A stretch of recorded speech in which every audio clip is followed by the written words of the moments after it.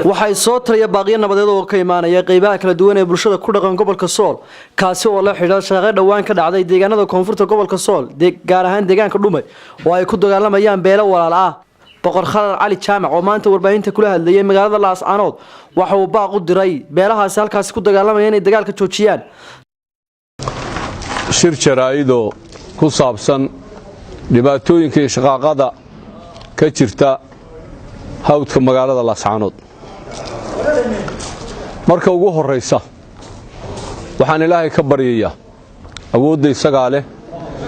ummadda walaalaha ee dhibaatada iyo shaqaaqadu dhex taalo in Ilaahay quluubtooda muxubba isugu beero oo nabadu ka dhex dhaliyo isaga awood leh iyakana waxaan ka codsanayaa wixii dhacay dhace wixii dhintana dhinte waxa taagan aan u talino baan leeyahay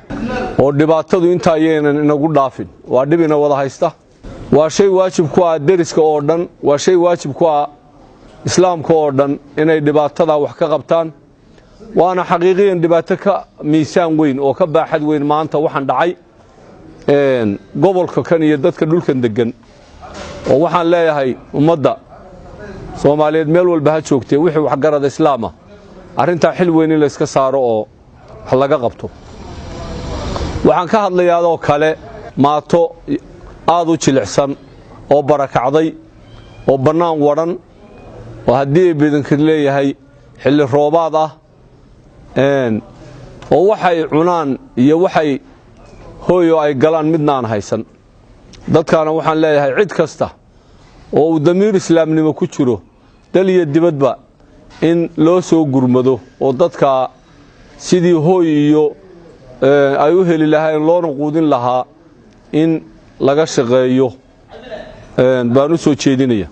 sidoo kale Khadar Ali Jaamac waxa uu raaligelin ka bixiyay hadal dhawaan lagu faafiyay baraha bulshada kaasi oo uu sheegay in si khaldan loo turjumay intaas marka aan ka gudbo waxaan ka hadlayaa ayaamahan u dambaysa oo dhowrkii casho hadda u dambeeyay ee shaqaaqadaasi ay jirtay